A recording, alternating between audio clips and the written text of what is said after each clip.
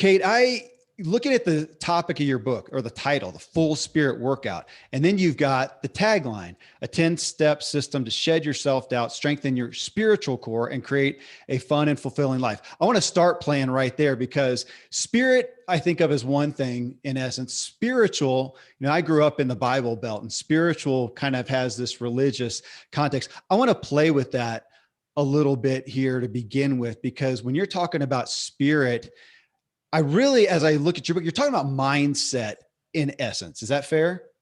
Yeah, and I think our spirit is who we really are, and being spiritually fit is the courage to be that, the polished, put together person we all present to the world, and the Yeah. messy person just trying to keep it all together behind the scenes. He or she is so lovable and relatable and authentic, and I think the more we can lean into our authentic selves and being who we authentically need to be, is a spirit, and our spirits can't be criticized or rejected or overlooked, and that's such a beautiful place to dwell. And I think we need to spend a lot more time there. And in our world, so much emphasis is placed on the physical, and Yeah. a lot less emphasis is placed on our attitudinal muscles, our mental, emotional, spiritual health. And that's why this book came about, and it was so important for me to build the confidence and the resilience and the optimism from within that can weather any storm, because sadly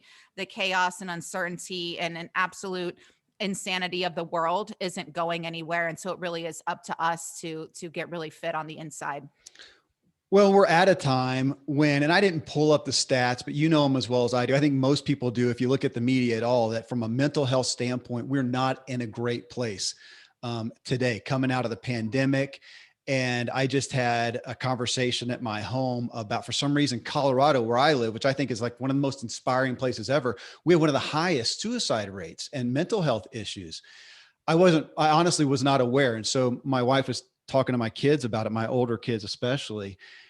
And so your book, it comes across so much as a message of hope, but now to really, I want to hit on the spiritual aspect, not from a religious standpoint somewhat, but I am concerned that our culture is so self-focused as well. So as much as we want to talk about self-care and taking care of ourselves, where do you see that come into play? Because for myself, being aware of a bigger picture, whether that is even a God or a humanitarian aspect, but that life is not all about me.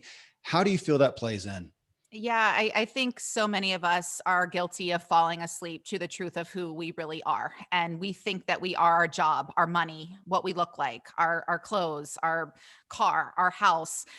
We're so caught up in the externals. And I certainly Yeah. can say that because I was one of those people who got all of my worth from those externals. And it really dictated how I felt about myself. And that just sets us up for failure. And what I realize is that when we do that, we can truly never have enough or be enough. And I had to be rocked to my core by losing not one, but two dear friends to suicide in 1 year. One was my ex-boyfriend. Another was a best friend who I was romantically involved with on and off for years. And it really scared me and, you know, shook me to my core. I know that's um, just doesn't even really sum up what it did to me. And not only dealing with the grief of losing these two beautiful souls, but also really making me look at the way I was choosing to live my life. And I think a lot of us, play lip service to spirituality or getting fit on the inside or these concepts. And it's,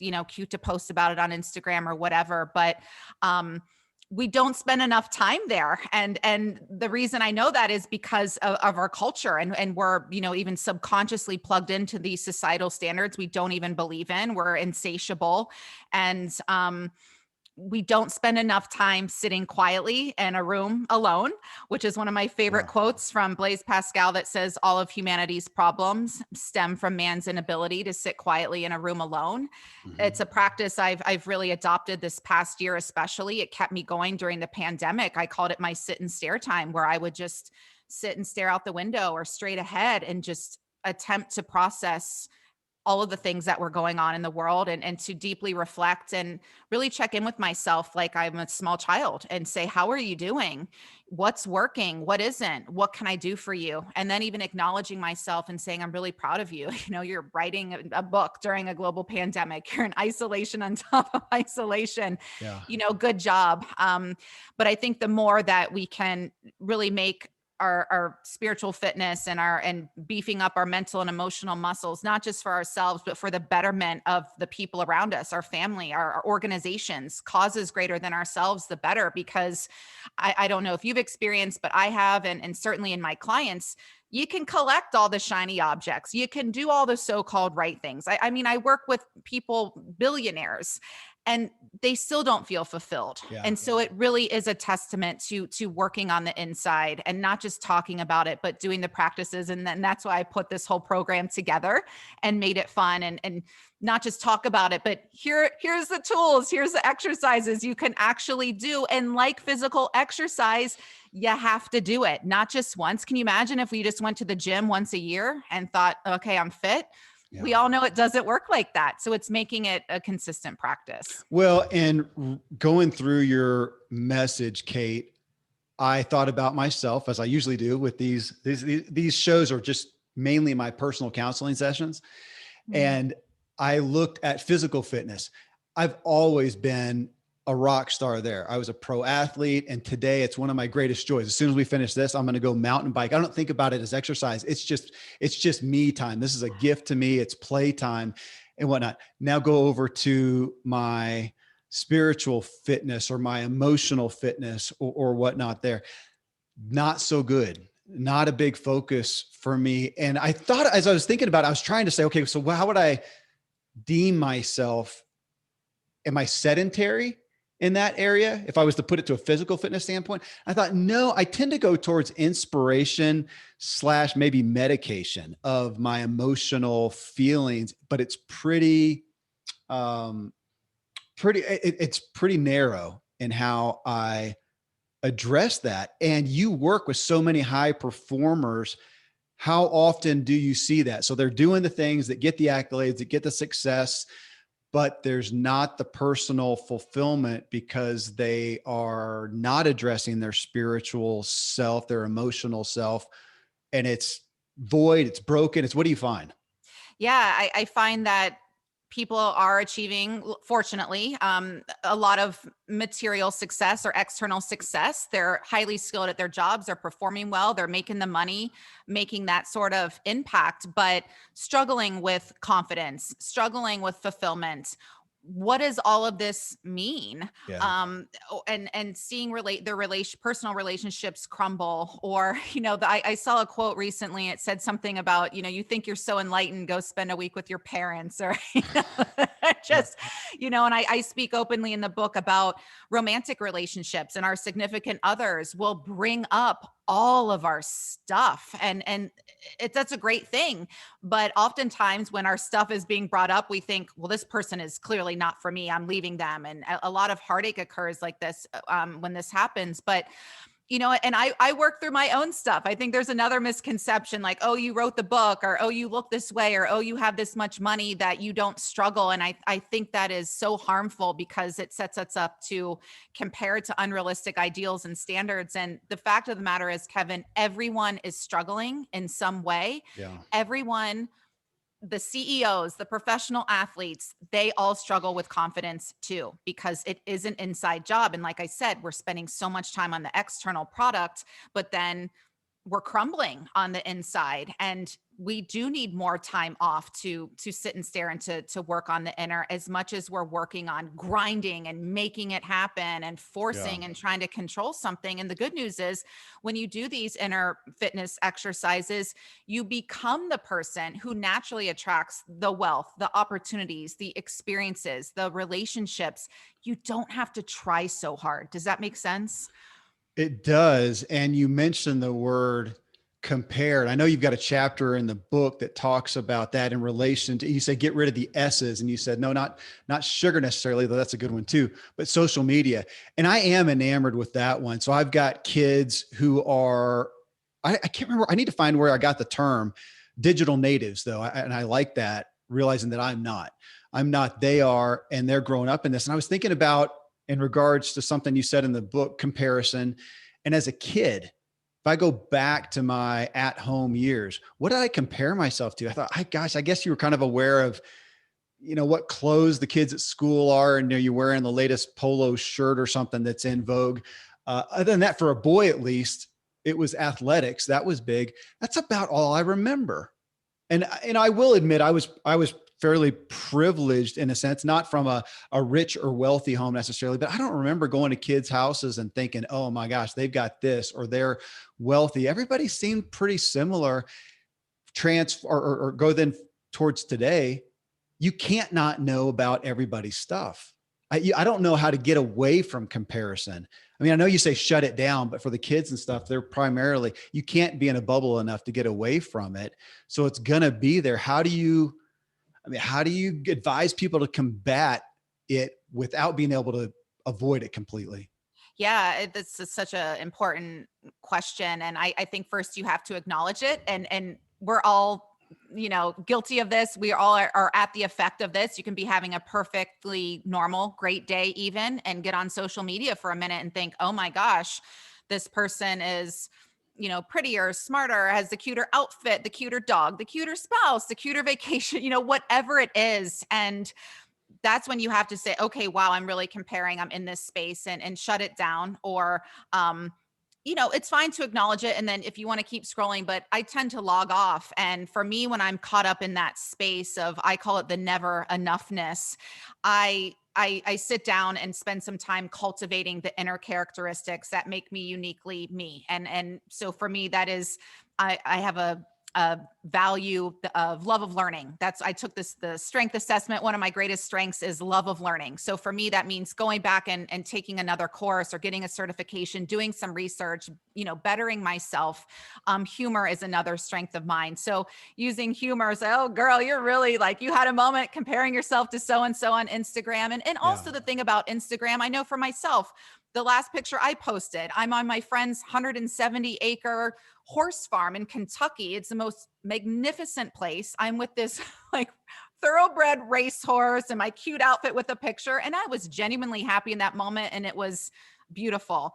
And, the next day, I didn't feel so great, but I'm not posting on Instagram, not Yeah. looking cute and hey, I'm having a bad day. I mean, I think it's good to be honest about it, but I think the more that we can consciously shift back into our own inner characteristics and cultivate kindness and compassion. When I'm bummed out too, I always have note cards and things on hand, and I'll write someone like you a note. Hey, thanks so much for having me on the show. And doing something to brighten someone else's day. And again, taking the focus off of myself and placing it on others. I'm like, you're spinning out, you're having a bad day, you think your life sucks.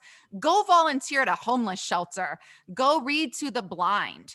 Go help children who don't have all of their limbs because they were born without them. Your energy and perspective will shift really, really quickly. I grew up with a psychologist's dad, and that was one of his primary treatments. I would say, you feeling depressed, you're feeling despairing, go serve someone else. And my gosh, yeah, it's just so rare. And I think a lot of people don't even know where to turn to for that. But I do want to hit, Kate. So I was doing my homework actually today, seeing some of the latest stuff that you've posted.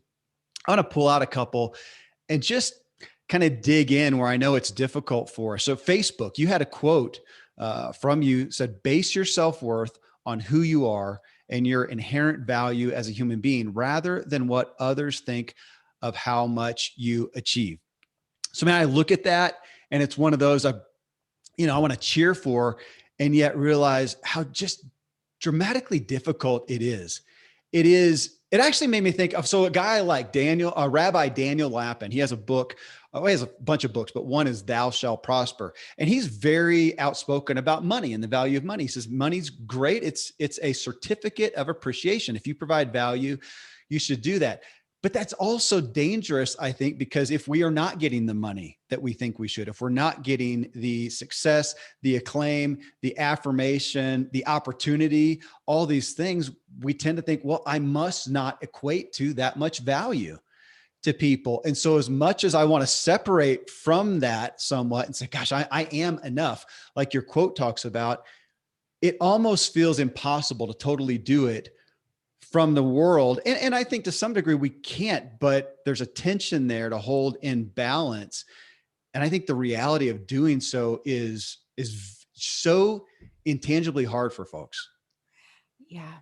How do you, As you're talking, what's coming to me is I have the 5 P's of confidence, a presentation I do a lot. And the second P is patience. And as you're talking, what just came to me to share with yeah, all of you is the Grammy speech from 20 years ago, the only award acceptance speech I've ever remembered in all my years of watching award shows. And country singer Shelby Lynn won Best New Artist in 2001. And when she accepted her award, she said, "It only took me 13 years and 6 albums to get here." wow, Best New Artist. I mean, wow. And she was a little gracious but snarky, and I appreciated it. And she also said, for me it's always been all about the music, meaning she wasn't into some gimmick. She's not dressing half naked to, the shock value or to sell records and things like that. And that's also a testament to someone who had a really strong why. Her why was the music and committed to her type of music and writing meaningful songs. And it didn't happen overnight. I mean, 13 years to win an award, and maybe you never win an award, certainly a Grammy, but yeah, I think that we all want this overnight success, or, people have seen me on a cover of a magazine, or like you write the book and they say, I want that. And I want to look at most people and say, no, you don't. You don't want to deal with all the rejection that I've been through. You don't want to sit by yourself for 4 months and just write and make little money doing it. You know what I mean? Books are not big money makers unless you're a massive celebrity. yeah, I had a really strong why, though. I wrote the book for my 2 friends who died of suicide, and for everyone who struggles with mental health, which turns out is everyone. All of us struggle with mental health in some way, yeah, shape, or form. So I just say to people, I know that it isn't easy. It's a simple concept to base your self-worth on who you are and your inherent value as a human. It's a much different thing to put that into practice and truly believe it. We have to actually believe the things that we are saying and the things that we are posting. And this takes practice. And I want everyone to think of Tom Brady, who I relate to because we were both Big Ten athletes at the same time, and he's still winning Super Bowls. And, my knees hurt when I go to Pilates. And that's a testament to this yeah. man practices. He trains harder than anyone, not because he's the worst, but because he's the best. So what is your Super Bowl, and how many reps are you putting in? And I know a lot of people don't want to hear that because you want to just show up and do the thing already, but it's going to mean so much more to you when you have put in the work and really trusting and believing in the divine timing. It took me a few extra months to get this book deal, and I'm so glad that it did, because in that time it took, I finished my master's degree. I got a bunch of other certifications that made this book so much better. So I'm so glad it didn't happen on my timeline. I'm glad that I had my moment where I'm looking up at God and the angels like, what's up, man? Like, what are you doing? This is so frustrating. I've dealt with so much rejection in my career, with someone having an on-camera career, and it's made me better, and I don't take it personally anymore. I think, wow, what is the message for me to learn here, and how can I become better? So when I get the thing that I'm working hard for, I can maintain it and appreciate it more. I mean, can you imagine if Tom Brady just won a Super Bowl right out of college? I don't know that it would have meant as much. I don't know that he would still be playing, and I don't want to speak for him, but I think we all need to practice a little more patience. I get that it's hard because it stems from the Latin word for suffering. So we're all suffering while we're Yeah. waiting for the thing that we want. Let's compare the external success and the internal success from a motivation aspect. I mean, there's plenty of motivation to go after the external success. Maybe it's complete motivation to go after art. We live in a world that motivates us to go after that. When you find people like your work with, again, I'm going to say, top performers, whether it's executives or athletes or whatnot, they have done that. What brings them to wanting that inner success, kind of like you. So you're going along, you're doing that, and you're a, elite swimmer, and you're a model and an executive coach and a broadcast journalist and all these things. And then you have this incident that happens. You have two friends commit suicide, two people close to you. And that gave you, I think you used the word a minute ago, a cause. You found a cause that drove you to this desire for, I want more than the external fulfillment. I want inner. So for those who are out there, well, I should say that to those top performers, do you generally find something happens to them? There is some catalyst that sparks and says, this isn't doing it. I need more. Yeah. And I think we're also insatiable because you get the thing, you win the NBA championship, you get the $1 million contract, you get whatever your thing is, and you're happy for 15, 20 minutes. And then it's on to the next thing and the next thing and the next thing. And there's nothing wrong with wanting success and wanting more, but when is it enough? And I think we become addicted and we don't know when enough is enough. And then it's, I had a client recently say to me, I can close another $10 million deal. And then what? I don't need another house. I don't need another Ferrari. I don't need another whatever. He said, I don't feel fulfilled. What does all of this mean? And he had a massive health scare. So this is to answer your question too. He was in his 40s, had a massive heart attack, could have died. And he thought, what am I going to leave behind to my children for them to remember me by? Some money? Okay. But it really got him thinking about his legacy. And that's the work we've been doing. And what kind of organizations to make the world a better place does he want to create and put his money behind? And so I think that's when people have the wake up call too, is, okay, I've done all the so-called right things. I have everything that society says should make me happy. Why am I not happy? And even the research says, and my own life has certainly dictated this, all of these things that think are going to make us happy don't actually move the needle on our well-being. What moves the needle, according to science and according to my own life, and probably your life too, things like sleep, exercise, you're going mountain biking, time affluence, having the time to do what you actually want to do, social connection, what we're doing right here. This conversation is lighting me up genuinely more than being on a cover of a magazine or making some money. Both of those things are great, but they're so fleeting. This connection, especially if we build on it, increases our well-being for forever. If we keep in touch, especially, or just this, it's going to keep me going for a long time. Acts of kindness and service. And my personal favorite, a gratitude visit. And that's where you think of someone who has profoundly changed your life for the better, who you've never properly thanked.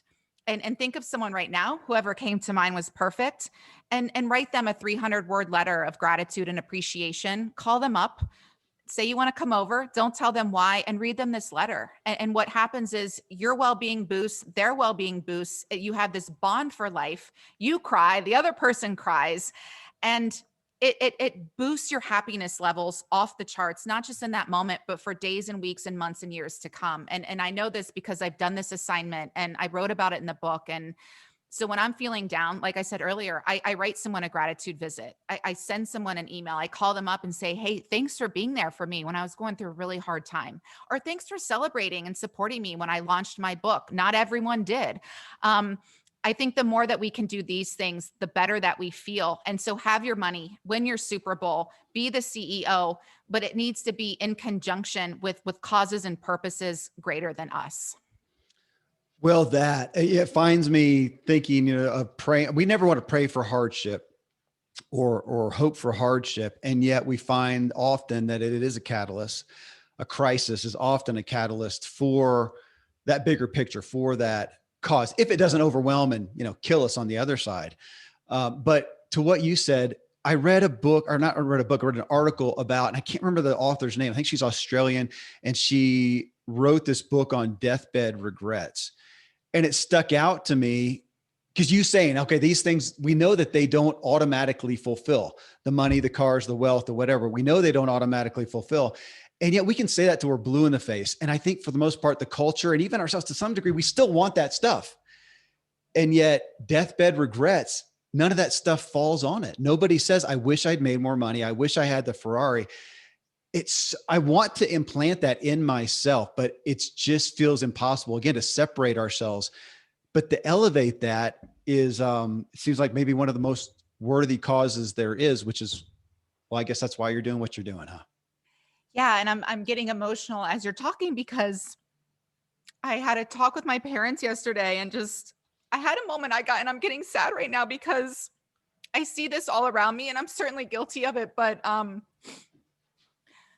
how little time, and this was one of the deathbed things. It was no one ever says, "Oh, I wish I would have spent less time with my loved ones, with my family, with my friends." And Yeah. I'm finding that, so many of us aren't spending quality time with our family or friends, or when we're with them, we're distracted, we're exhausted, we're overwhelmed, we're arguing, we're not feeling seen or heard or acknowledged. And it breaks my heart. And clearly I'm in the midst of this in my own personal Yeah. life where I just, I think COVID, we all felt a lot of distance. And it makes me sad. When you're younger, you hang out with your friends a bit more, your siblings, your cousins, and everyone gets busy. And I get it. People have careers and spouses and children, but I don't think we're making enough time for each other and Yeah. to it takes time to have really meaningful relationships, not just someone to sit across from you on their phone at dinner. I'm talking about where you're actually talking about things you and I are talking about right now. And, my dad shared with me last night, and his dad died young, but he said, I didn't even know my dad. And it made me really sad because there's a part of me that's like, I don't really know my dad either, on a deep, deep level, because that's how I roll. I want to know people on a deep level. And I'm clearly emotional about this because it's been front and center for me, and I see it all around me. The lack of depth in so many relationships, and I think that we can all do a lot better. Well, you saying that, you said a second ago, Kate, you mentioned time affluence, which I feel like I should have heard that. And I have not heard that time affluence. And I thought, as you're sitting here talking, I think I want time affluence. I want patience affluence. I want relationship affluence. We don't post about that on Instagram and Facebook and Twitter. And yet you talking about that, I don't know what it is. I need to dig into it more, Kate. So I've got kids ranging now from 27 to 9, I think 8 or 9. And I have 2 boys that are 14 or 15 and 16. And I recently, a few times, like the little Facebook thing will come up, memories, and it shows me the little boys they are. And I still have a little boy too. I've still got a 10-year-old, and realizing that little boys that they were are gone. It just wrecks me because I've got this little boy now who I'm just the best thing in his world. And he's going to be gone, and he's going to be a questioning, doubting, seeking teenager, and he's going to be gone. And it brings me back to the relationship, like what you said, of that regret of not having invested with friends and family. It's weighed on me. I read something recently. Maybe actually it was the deathbed regrets, Kate. It was, I think, one of the top 3. And it said, I regret something to the essence of not staying in touch with my Yes. close friends through life. Yes. That has been weighing on me, and I haven't done anything about it yet because I have people who were so profound in my life that I haven't talked to in years. And I have no reason why, other than lack of time affluence. I'm just busy doing what does it add up to? I'm gonna have a hard time walking away from this, figuring out what to do after this interview. Yeah, and I think, but see, now it's in your consciousness, and I think then you just ask Yeah. yourself, am I willing to stay in better touch with the people I care about? Or then what I hear from people too is, well, it's been so long, it feels disingenuous to reach out to Kevin after so many years. And I'm like, why? Anyone who called me up right now just said, hey, I was thinking of you. How are you doing? Or congrats on this. Or I heard you lost that.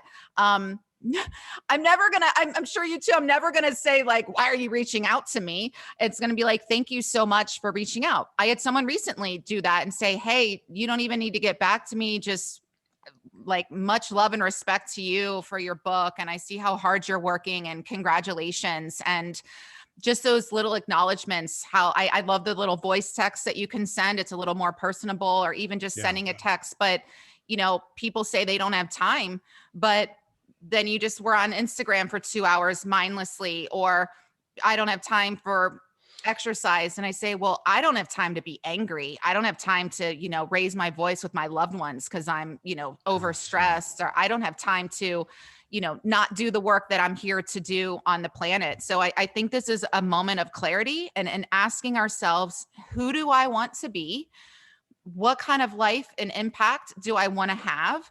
And yeah, I think that we all think we're going to live forever, and we're all, lucky to wake up every day. And this is a moment to really check in with ourselves. As I like to say, it's not midnight yet, but it's 11:45, and we need to get it together and start making commitments to ourselves. And that's why it's so important to have accountability therapist, coach, friend, um, you know, and check in a meaningful way with each other. And I have had many heartbroken moments thinking, um, if my friends weren't keeping everything to themselves in the name of quote unquote being a man and that stiff upper lip, Yeah. they would still be here. I think if they had different tools, they would still be here. I think if more of us noticed some things, and I mean, they hit it well, but reached out, even if we were being annoying, like, hey, Kevin, how you doing? Hey, Kevin, Yeah. how you doing? And not that maybe that would have stopped anything, but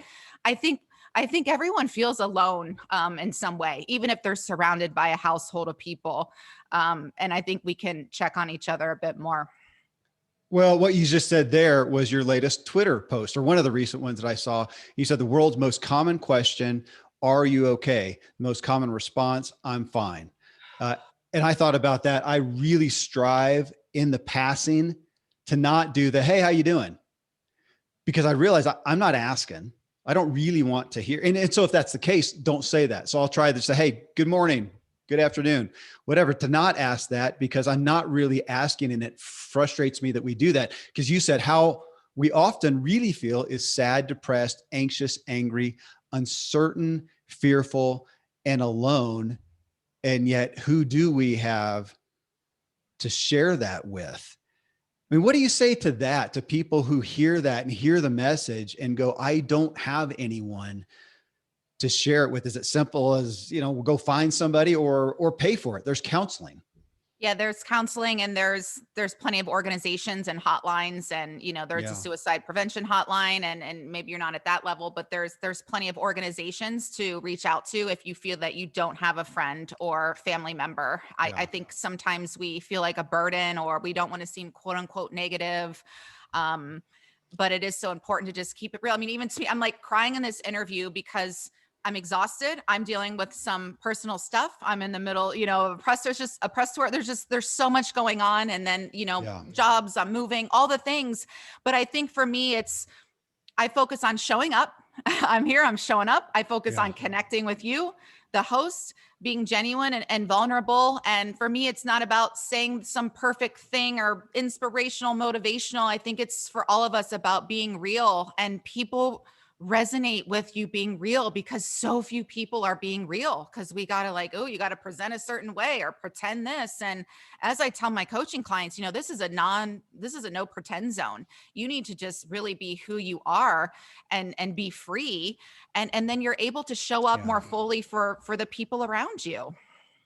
Well, Kate, that aspect of being real, I think people would, to some degree, well, I mean, there's a spectrum of that, I guess, of being real. And I think I probably get kudos for Kevin. Kevin, he's real. He really shared.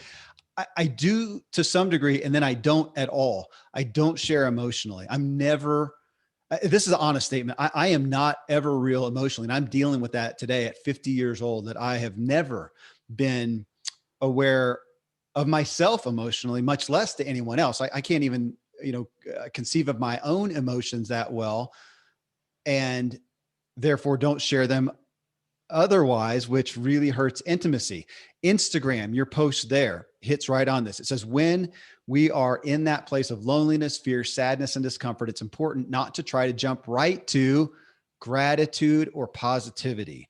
Sometimes crying and acknowledging how much things suck or how heavy our feelings weigh on us is the fast train to returning home to ourselves, where appreciation and gratitude occur naturally. Kate, that calls me out 100%. That's all I know. That's all I have ever known. And I'm not going to put that on my parents. I mean, they were definitely of the positivity talk. I mean, I grew up on Zig Ziglar, and be positive. And I understand the value of that. Like him saying it, you can't, being positive won't let you do anything, but it'll help you do everything better than, negative thinking.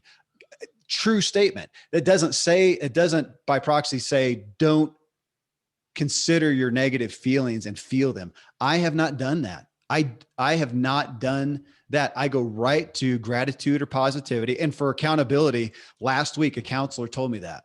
She said, okay, I get you. You feel pain and you go and you medicate it.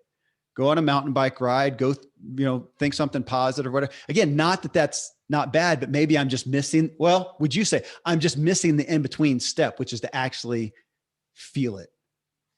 Yeah, and let it out and release it from your body, because you're carrying something. It's like extra weight. We're all familiar with, oh, we got a little extra belly fat or something that's Yeah. not healthy. We should shed. But the same with what you're talking about and how heavy that weighs on you, and you probably don't even know the depths of how heavy it is, or that one day it could just explode and come out. But it's so much extra weight you don't need to carry. And when you vocalize it, or maybe for you, starting with baby steps and journaling it out. And that's, I have a lot of journaling exercises in the book where get all those feelings out, ask yourself these deep, meaningful questions, but it needs to be released from the body, because it can cause disease or illness, and just really weigh us down, just like extra physical weight weighs us down and isn't healthy to carry around in the body. And I think just starting with your willingness. I mean, I'm hearing that you're willing to explore this and look at this. And then I think for me, I look at someone like you and I think, wow, like how great that you, on one hand, how great you can keep it all in and you're not crying in an interview, for instance. But it is so healing to get it out, because I mean, science says an emotion stays in our body only 90 seconds. It moves through us. Anything else, if we're still holding on to that anger, it's about a story that we're creating in our minds. And so I like to just feel it, talk about it, release it, and then move past it. And I always learn something in the process of really feeling it. But Yeah. I see why so many don't, especially men. Heterosexual men are taught not to show any of that. I come from a German family, German men. Oh my gosh, no. Yeah. So I get it, but it's harmful. And sometimes, I think as your friend, or if as your spouse or as your child, I would want to experience what's really going on with you and just say, hey, it's your feelings are safe with me, and just let it out so you can move forward. Well, and that aspect of, I mean, you even said, so maybe that's great. You can hold it all in. Obviously it's not. It's worn me out, and it's me coming to, you talking about a catalyst, and mine has been, the best way that I've been describing is just a soul tiredness. And it's not everything. It's not overall. I don't look and regret where I am in life and my family and so many relationships and accomplishments and health. There's great stuff. And there's no caveat. Those are great, period. And yet there's some aspect, some piece of me on the spectrum that has realized, oh my gosh, I'm worn out. I'm worn out. And I'm not crying on here because I don't really know how.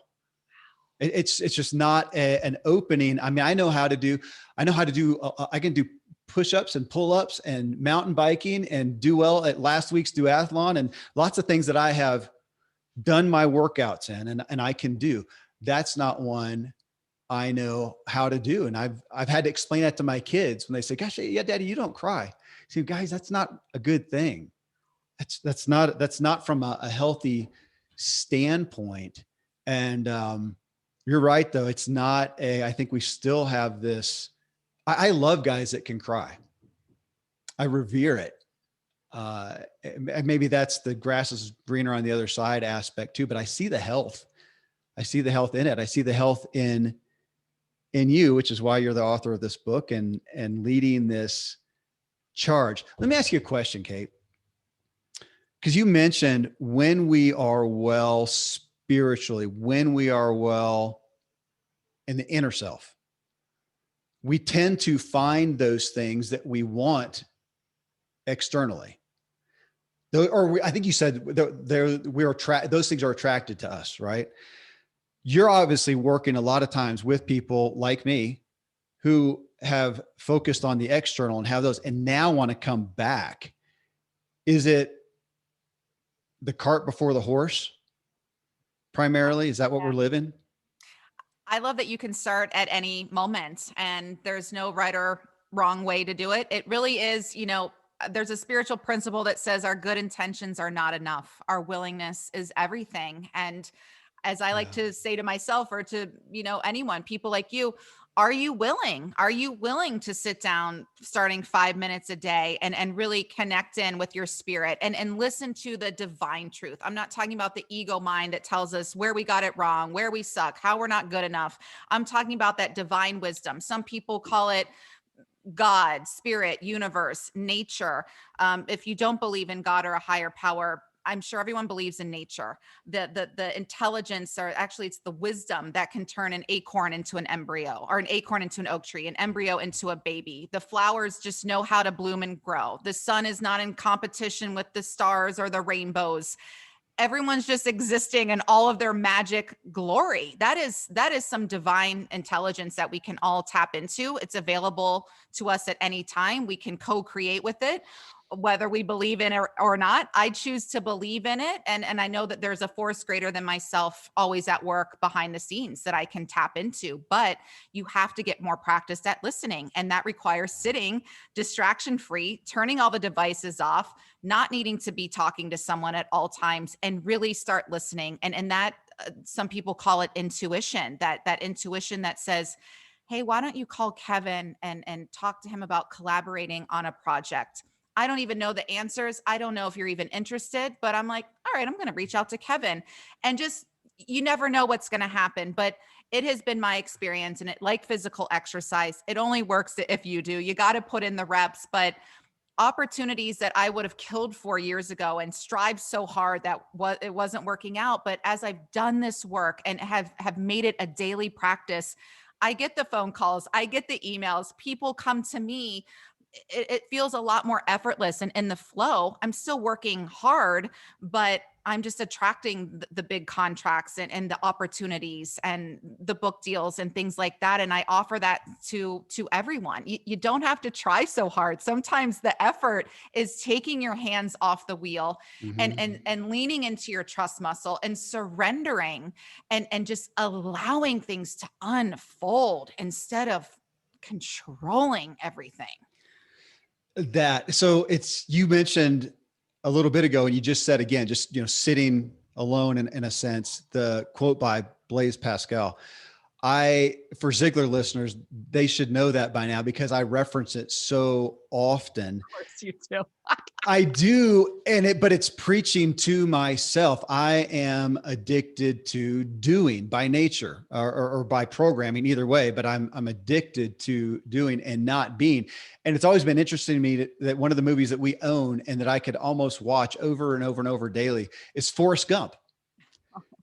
I love his being. And I didn't know what was drawing me to that. But kids would ask, why do you like that movie? I don't know. But, that's what spoke to me so much is just what you just said, not controlling, not holding on, letting Someone go. who lives from the spirit. Yes. What a perfect example. Thank you for bringing that up. Yeah. He's a perfect illustrate. He lives from his spirit. I have a friend, Dustin, who so often doesn't call me, but he exemplifies, and through that calls me to be in life palms up, not gripping, but palms up. Sometimes it's one palm up, one palm gripping. We have hard circumstances sometimes, but Kate, you talk about loving ourselves, loving and accepting ourselves. And then I don't know if it's in your book or somewhere else that I read, you talked about the challenge to love ourselves in a world that's constantly telling us not to. And depending on people's view of the world, whether you think that the world is telling you not to, or even, because I thought it's also just promoting by proxy, trying to sell you stuff that you're not enough. So even if we take away the bad capitalist or the conspiracy theories, which may or may not be true, but even if we take that away, the reality is, and I honestly, Kate, it made me think about I'm not going to throw the baby out with the bathwater. I believe in and appreciate personal development, self-help, health and wellness. Obviously, I mean, it's great stuff. It probably is somewhat of a culprit in that, though, that feeling of I am still not enough. I need more, whether I need a new car, I need to be better, I need to have more money, I need to have this emotion, or I'm not enough. It's still, I mean, again, we're just like social media, we're in that world that we cannot get away from it. And so again, I'm going to ask you about that balance of saying, okay, here I am enough. I need to believe that I am enough. And I want to improve. There's nothing wrong that's going to come, nothing bad that's going to come with improvement. And without the effort for improvement, I think it's hard to stay neutral. Do you? Yeah. And I think, like you said, we are being so bombarded with images and messaging of how we don't add up. And you need these 5,000 products and things to be worthy of anything. And it's just a lie, but it seeps into our subconscious. So we think it's true. And if you aren't doing these inner exercises, you're not combating against it. I mean, this is the Yeah. emotional gravity that we have to combat against. And I think the personal development space is really guilty of oftentimes being so self-centered in terms of you can manifest this and manifest that. And look, I like nice things and homes as much as the nice person. But if that's all it's about, manifesting this and using some higher power to get what you want, that sounds pretty narcissistic and meaningless to me. And then people wonder Agreed. why they're so unfulfilled. Yeah. And I say, why do you want the mansion? For me, I don't want a mansion. The thought of furnishing and cleaning a mansion doesn't do much for me. I would like a nice, comfortable home, and that's where I live. I want a place where I can quietly and peacefully write my books, have conversations like this, work with clients, and get proper rest and care so that I can show up and utilize my gifts and strengths in the world. Right? I want a car that I feel safe in, that's going to keep me safe when I get from point A to point B. Do I want it to be comfortable and nice? Yes, I do. Do I need it to be flashy and impress the neighbors? No, I do not. So I think a lot of times we need to ask ourselves why we want the things that we want, and be really, really honest with ourselves. And not in a place of judgment or shame, but kind of maybe cleaning up the intentions a little bit. And I promise you, when your goal and your why is bigger, like this book, so much bigger than me, um, not a money maker. It's a life assignment that I took on for my two dear friends. I believe in God. I think God is unconditional love. For me, it is me answering a call. I think we are all called. Few are listening, or you hear the call and you think, oh gosh, I'm going to have to make some sacrifices or change my life or take time off of work and sit by myself for months and write this book. And it's going to be really, really hard work. Oh, I'm not hearing that call. But for me, I'm just a gal like everybody else who answered the call and did it, not because it was easy. I had to do it. And I'm getting more calls. I'm getting the next call to write the next book. And I'm like, oh man, do I wish the call was, hey, go take a 2-year vacation? Yeah, I wish that was the call sometimes, but it's not, right? So I think we just have to be open to what we're here to do. And I don't think we're just here to collect a bunch of stuff. You just said all are called, few are listening. One of my favorite philosophers is Frederick Buechner. He has a book called Listening to Your Life. And he is so different, from an external standpoint, such a different guy. But again, like Forrest Gump, speaks to my soul, his thinking and listening to your life, being aware of ourselves. You put a lot, actually it's the first chapter of your book, and you talk so much about stretching your comfort zone. And I thought about that. One of my other podcasts, the True Life Show, we joke somewhat about we're selling something that's so hard to sell, like fasting.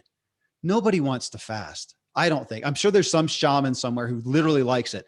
I don't like fasting, not from food. I adore food. I love to eat. I'm always looking forward to the next meal. I may delay it. I usually, I'm intermittent fast. I'm great at delaying it, but I'm going to eat, and I'm thinking generally about what I'm going to eat and planning it. And my favorite thing to do, one of my favorite activities of all time is grocery shopping. Uh, true That's the story. best. True story. I don't really like any other kind of shopping, but I love grocery shopping. But to sell fasting or to sell going to sleep earlier and getting up earlier, not real attractive things to sell. And here you are saying, stretch your comfort zone. I know it's again, I talk about culturally. Is there anything, if we were to go through the commercials on the Super Bowl or the main ads, it feels like pretty much what we're selling is, get something better, whatever car you have, here's a better one. But the next thing is comfort, to sell comfort to where there is. Yes. And so you're saying the opposite is actually where more everything is found. Yes.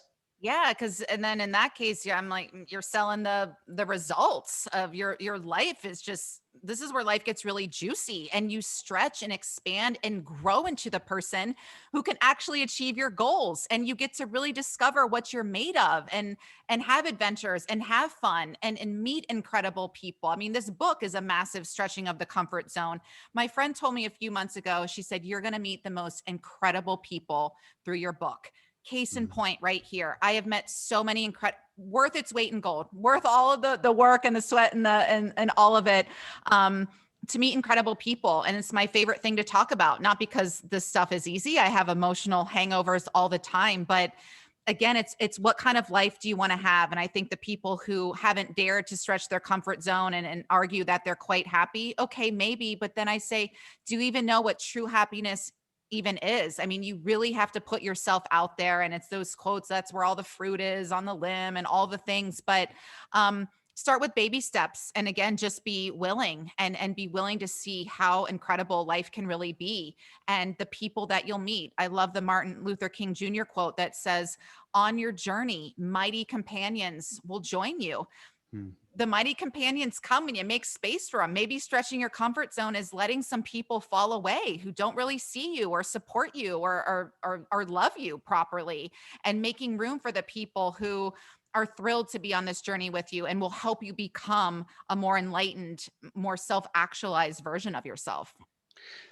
Kate, and I'm not going to go through every tenet of the book for everyone listening. There are 10, well, I think it's the 10 chapters, but you could look at it. It's 10, exercises. Here are the things, your spiritual workout. And I just mentioned the first one, stretching your comfort zone. The second one is lifting yourself up.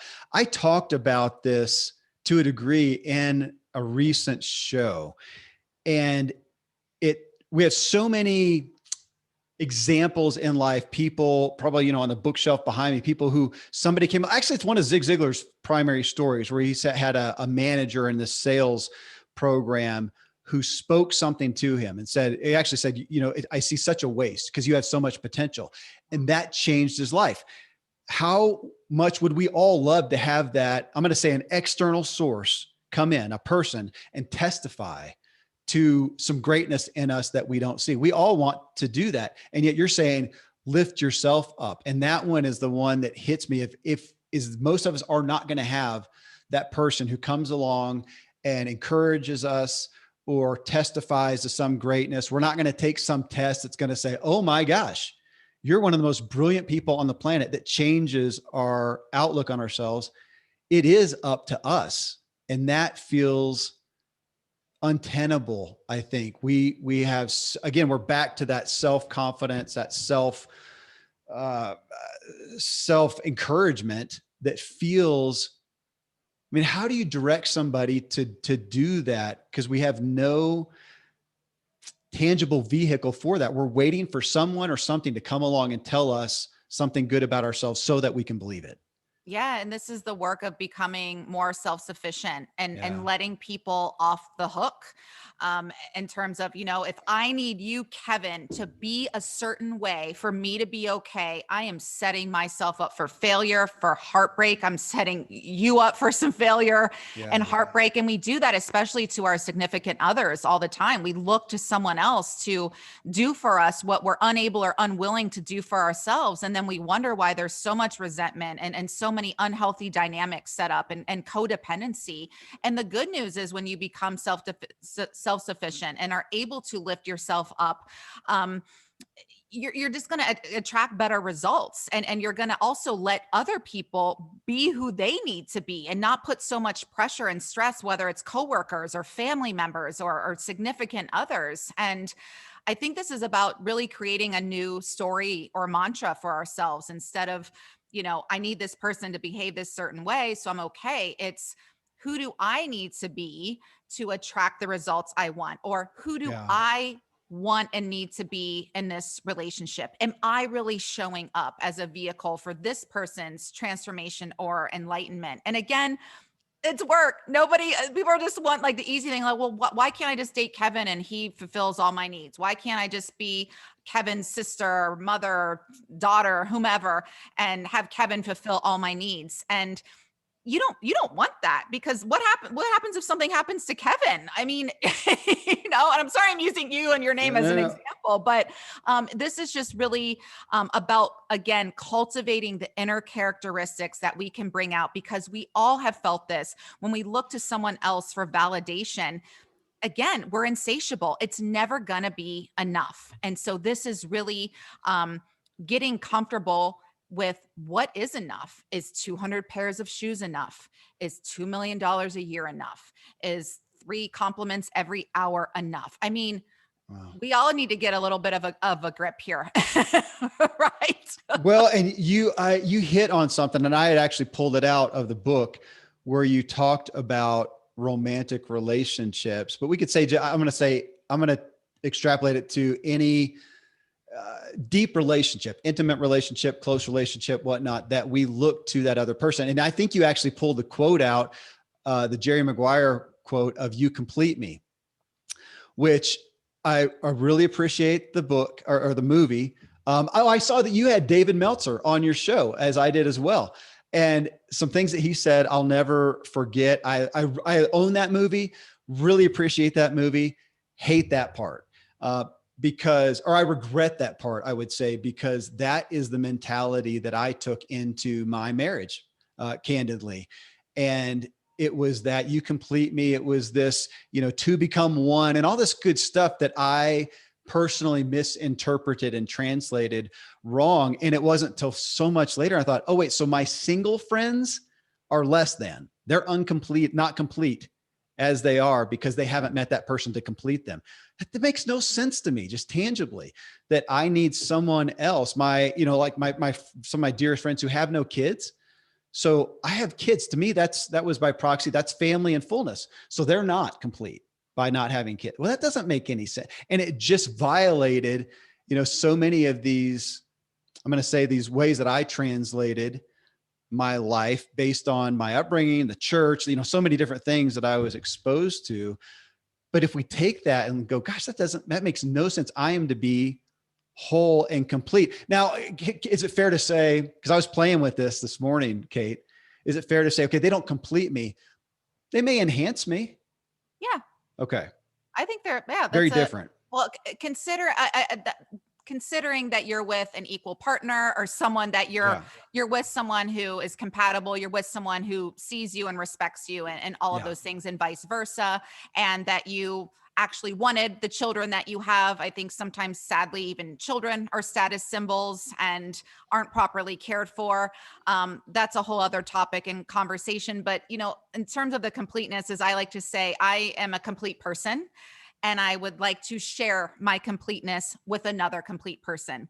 I Yeah. don't want to be involved with someone who hasn't done the work and is not complete in many ways, because again, it's not an equal partnership. You talked about money and value. That's like, someone paying $5 for a Ferrari. It's not an equal exchange. So Right. I think it's really doing the work that we need to do so that you can show up as the dream partner for your dream partner. I had a client once and I said, who wanted the dream partner. And I said, would your dream partner want you as you are right now?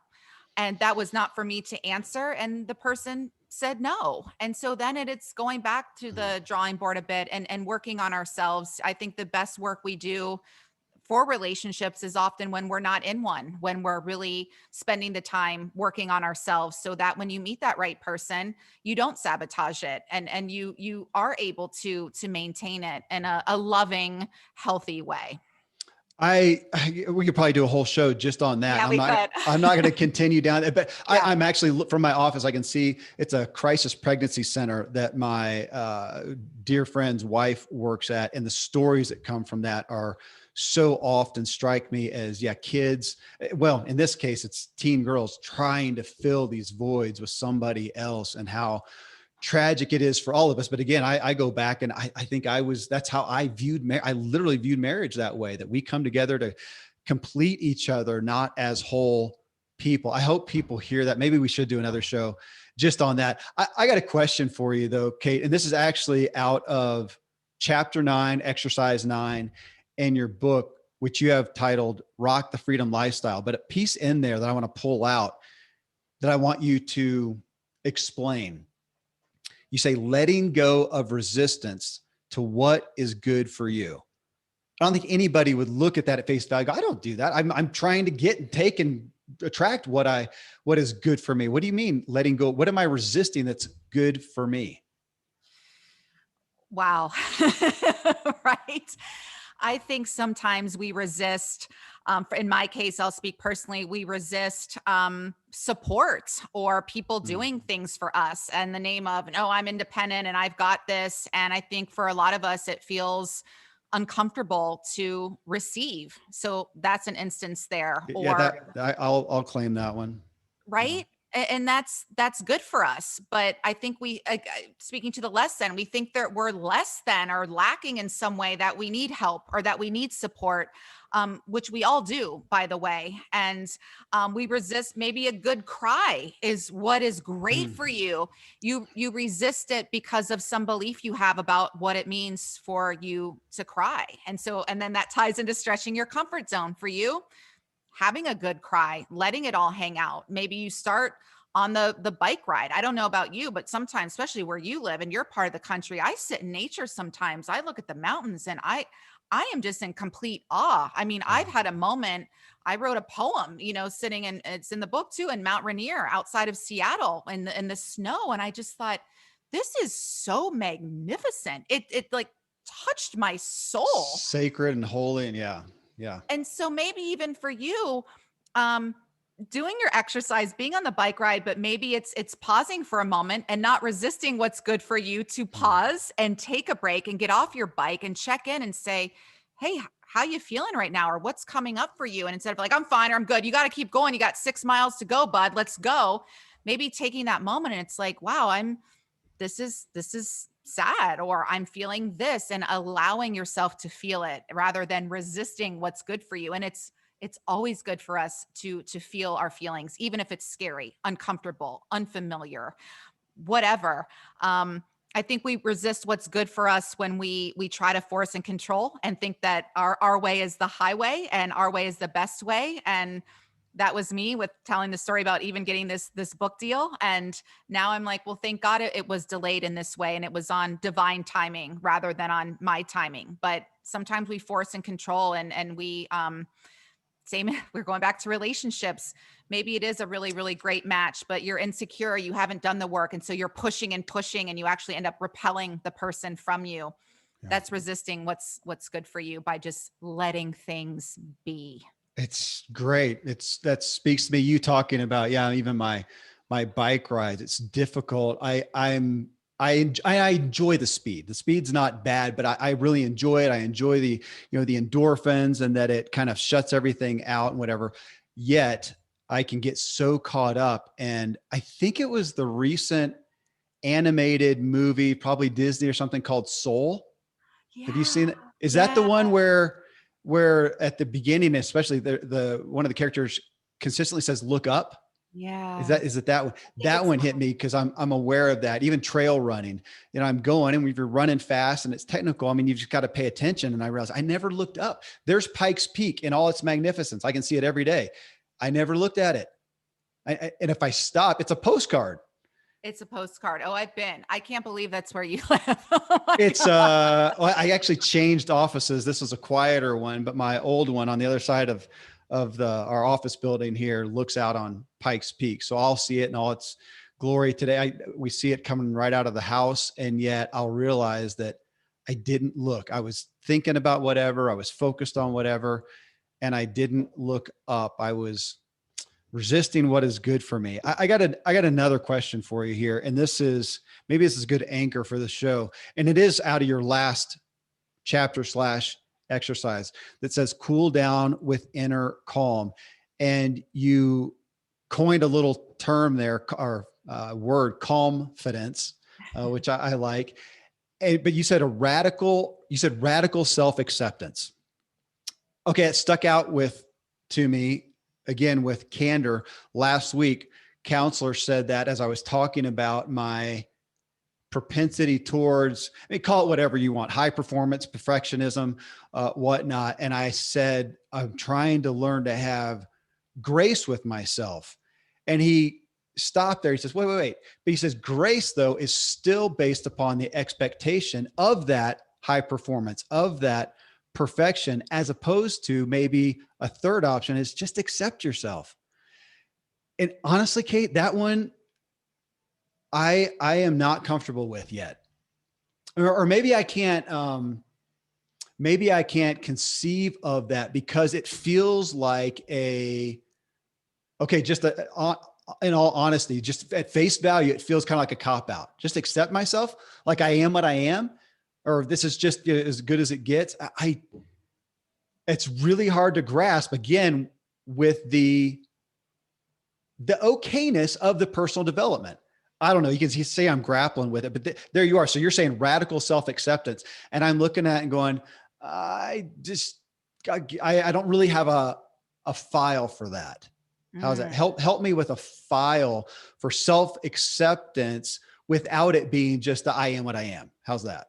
Yeah. And I think, or it's accepting, that's about dwelling in the present moment. In this present moment, I accept that I'm here, geographically, this is how I feel. This is where I am today. Let's say your goal, today I can run 6 miles, and accepting that, knowing that I'm willing though to put in the work so that next week I can run 7 miles, but not beating yourself up that you can't do 12 miles, for instance. So again, being present in the moment, accepting where you are. I think also that self-acceptance for me, what comes up is, and this is tough and it made me emotional earlier, but I have self-acceptance around the fact that I am not enlightened enough to not be triggered by some of the things my family members say. Hmm. It's that self-acceptance of, I wish that I was completely unaffected by it, or I wasn't triggered, or I didn't want to say something mean or raise my voice. I'm not quite there yet. So, but that's loving. I accept where I am and I'm willing to be better. I am willing to put in the work so that I am no longer triggered. And by the way, when we're triggered, it's because our values are being threatened. And so I have compassion for myself. I'm like, this matters to you. You're passionate about it. This is what you value. You're triggered.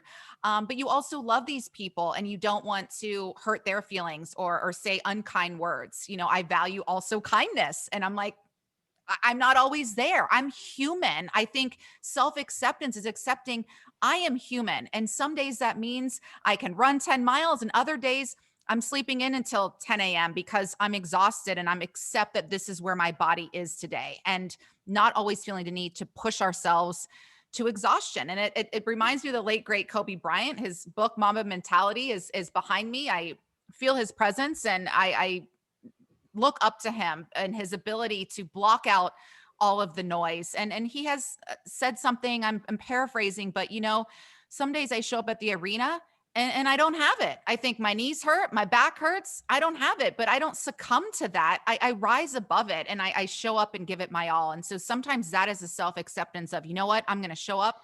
I'm going to do my best. I'm going to have fun. That might mean I score 2 points. That might mean I score 50 points, but either way, that's redefining success for ourselves. That's the acceptance. Success today is showing up. You know what I mean? Self-acceptance. I mean, you keep coming back to that word, and yet is it fair to say that we often come to that and say, look, you need to accept yourself as you are? And are we limited we have to be limited in doing that if we are not first self-aware?